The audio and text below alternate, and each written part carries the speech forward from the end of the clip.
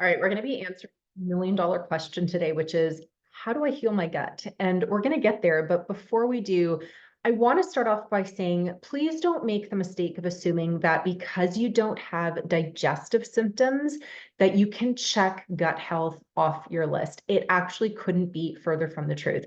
And I want to bring you through a incomplete list of symptoms that are related to the digestive system. Now, obviously, we've got symptoms like bloating, gas, constipation, diarrhea, indigestion, heartburn.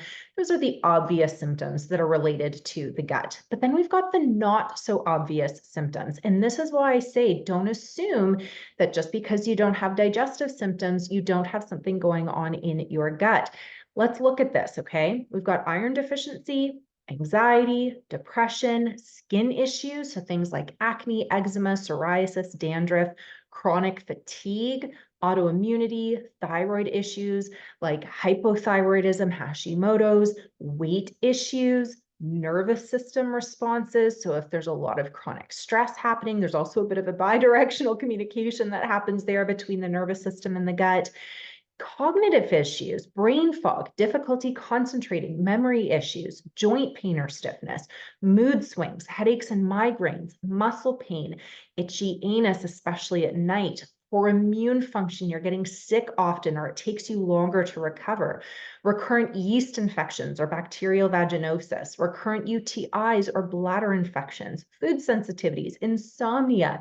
It all starts in the gut. All health begins in the gut. The gut is the hierarchy. It's the foundation. If you do not have a healthy functioning digestive system, you're going to feel out of sync. You're going to feel imbalanced. You're going to feel unhealthy. You're going to have symptoms somewhere in your body. A couple of other symptoms that I just thought of that I didn't mention was hair thinning and falling, issues with your skin, your nails, right? So how do we heal the gut? That's the $1 million question, right? It's a loaded one because there's a lot to think about here. We've got to look at how well you're chewing your food, the quality of foods that we have coming in. Is there caffeine exposure? Is there smoking, even secondhand smoke? Is there alcohol consumption? Are there omega-6 oils consumption that's happening? And, it's really interesting. There was a podcast that I was listening to recently that listed omega-6 oils as an even higher offender than sugar. So omega-6 oils, these are things like safflower oil, sunflower oil, vegetable oil, corn oil, grapeseed oil, those sorts of things, okay? And they are in everything, everything, okay? So they rate higher than sugar in terms of inflammation, weight gain, cognitive decline, disease formation, cancer, mortality. Omega-6 oils. Other things that can impact your gut are chemicals in the environment, your ability to break down food, infections. There could be bacterial, parasitic, yeast, viral overgrowths. These could be stealth or active.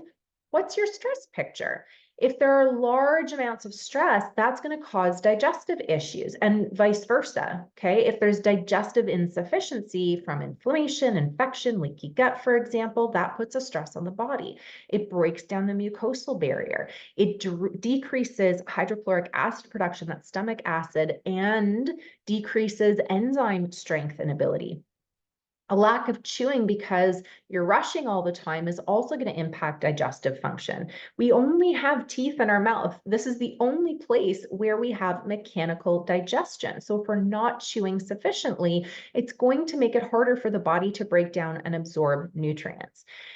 And when food isn't digesting properly, it's putrefying, it's off-gassing, creating indigestion, bloating, gas, bad breath, fatigue.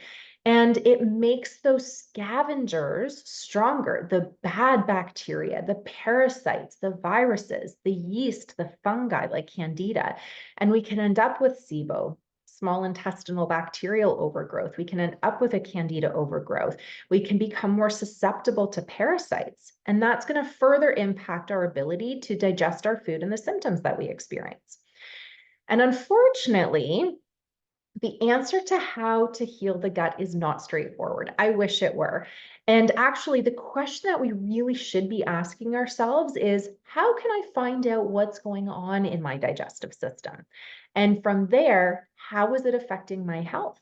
And from there, to give me the information that I need to know to support my gut and my health. So the question has come up multiple times now. If there are parasites, if there's candida, if there's bacteria, whatever's found, can't we just crowd them out by strengthening the host?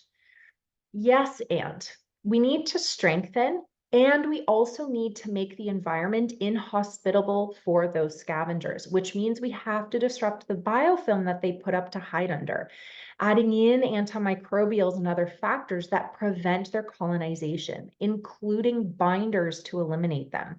Once you have an infection in your gut, it's not enough to just strengthen the host. You can't just throw a bunch of probiotics at the situation, okay? Think about it like a garden. Okay. If you have weeds in the garden, the weeds in this analogy being the overgrowth bacteria, parasites, virus, candida. If there are weeds, we got to get rid of them, right? Just replacing the soil isn't going to address the weed problem. Just adding more flowers, like probiotics in this analogy, doesn't address the weed problem. We've got to actively uncover, reduce, bind, and eliminate those pathogens, those scavengers. We've got to pull the weeds out, okay? And also know that there's an order of treatment. We can't just go after everything all at once. That's going to be incredibly overwhelming to the body and ultimately lead to failure because nothing is going to be successful. More is not actually always better. Low and slow is often a really great approach to take. And also understand that healing the gut is going to take time. Generally, 6 to 12 months, which I get may seem like a long time right now. But if you compare that to how long you've been experiencing symptoms, whether they be period problems, mood issues, anxiety, fatigue, iron deficiency, those digestive symptoms, skin problems, difficulty with your weight, with sleep, it's a drop in the bucket, that 6 to 12 months. And when you consider how much more life you have left to live, decades to go. 6 to 12 months of focused work on your gut is going to pay you dividends for literally decades to come. It is a blip on the radar. It's a drop in the bucket, okay? And the rebuilding happens all along the way in small amounts. But once we can effectively move through the proper order of treatment to decolonize, to bind and eliminate those pathogens and overgrowths, we can really get in there and heal and seal the gut. It really takes time. And some mindset reframes as well, because a lot of the time I hear, do I really have to eat like this forever? We need to reframe that too. I get to eat like this. I get to support this beautiful body. I get to experience an abundance of energy. I get to enjoy my life and health. I get to reframe the I have to or I can't to I choose to and I get to. Mindset is huge. Now, I have created a brand new guide for you. If you haven't gotten it already, I definitely recommend that you do.